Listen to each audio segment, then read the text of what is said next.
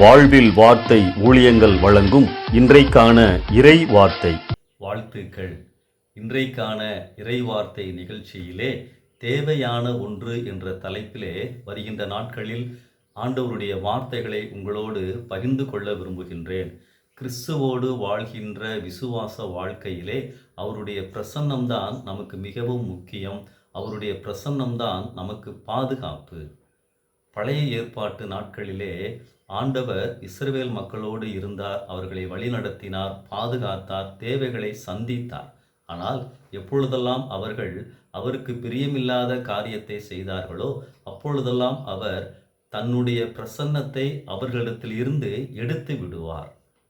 நியாயாதிபதிகள் 6ஆம் அதிகாரம் 1ஆம் வசனத்திலே, பின்னும் இஸ்ரவேல் புத்திரர் கர்த்தரின் பார்வைக்கு பொல்லாததை செய்தார்கள். அப்பொழுது கர்த்தர் அவர்களை 7 வருஷங்கள் மீதியானியரின் கையிலே ஒப்பு கொடுத்தார்.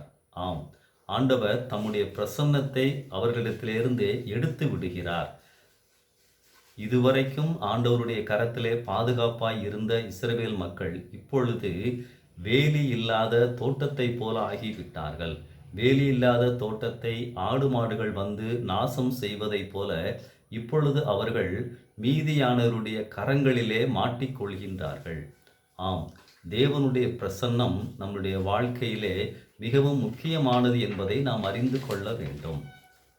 தேவனுடைய பிரசன்னம் ஏன் முக்கியமானது? 1 கொரிந்தியர் 1ஆம் அதிகாரம் 9ஆம் வசனத்திலே, கர்த்தராகிய இயேசு கிறிஸ்துவுடனே ஐக்கியமாய் இருப்பதற்கு உங்களை அழைத்த ஆண்டவர் உண்மையுள்ளவர் என்று வாசிக்கின்றோம். ஆம், ஆண்டவருடைய பிரசன்னம் முக்கியமானது. எதற்காய் நம்மை ஆண்டவர் அழைத்திருக்கின்றார்? அவரோடு எப்பொழுதும் ஐக்கியமாய் இருப்பதற்காக. அன்பானவர்களே, ஆண்டவரோடு ஐக்கியமாய் இருப்பதற்கு நாம் என்ன செய்ய வேண்டும்? சில ஆலோசனைகளை உங்கள் மத்தியிலே நான் பகிர்ந்து கொள்ள விரும்புகின்றேன். முதலாவது, உட்காருதல். லூக்கா 10ஆம் அதிகாரம் 38 முதல் 42 வசனங்களிலே, மார்த்தாள் மரியாள் வீட்டிலே இயேசுவோடு அவர்கள் பேசிக்கொண்டிருந்த நிகழ்வை நாம் பார்க்கின்றோம். மார்த்தாள் எப்பொழுதும் போல இயேசு கிறிஸ்துவை உபசரிப்பதற்காக சில வேலைகளை செய்து கொண்டிருக்கிறார்கள். ஆனால் மரியாள் இயேசுவின் பாதத்திலே அமர்ந்து அவருடைய வார்த்தைகளை கேட்டுக்கொண்டிருந்தார்கள். அந்த நிகழ்ச்சியிலே மார்த்தாள் மரியாளை குறை சொன்னபோது இயேசு கிறிஸ்து சொன்ன வார்த்தைகளை கவனியுங்கள். மார்த்தாளே, மார்த்தாளே, நீ அநேக காரியங்களை குறித்து கவலைப்பட்டு கலங்குகிறாய். தேவையானது ஒன்றே. மரியாள் தன்னை விட்டு எடுபடாத நல்ல பங்கை தெரிந்து கொண்டாள். ஆம், இயேசு கிறிஸ்து மரியாளுக்கு ஆதரவாக பேசுவதை நாம் இங்கே பார்க்கின்றோம். பாதத்திலே அமர்ந்து இயேசுவின் வார்த்தைகளை கேட்பது மிகவும் முக்கியம் என்பதை இந்த நிகழ்விலே நாம் பார்க்கின்றோம். ஆம், ஆண்டவருடைய பிரசன்னம் நம்முடைய வாழ்க்கையிலே நமக்கு சமாதானத்தையும் சந்தோஷத்தையும் நம்பிக்கையையும் கொண்டு வரும். ஆண்டவருடைய பிரசன்னம் நம்முடைய வாழ்க்கையிலே காணப்படுவதற்கு ஆண்டவருடைய பிரசன்னத்திலே நாம் அமர்ந்திருக்க பழக வேண்டும். இதற்கு ஏற்ற நேரம் அதிகாலை நேரங்கள்.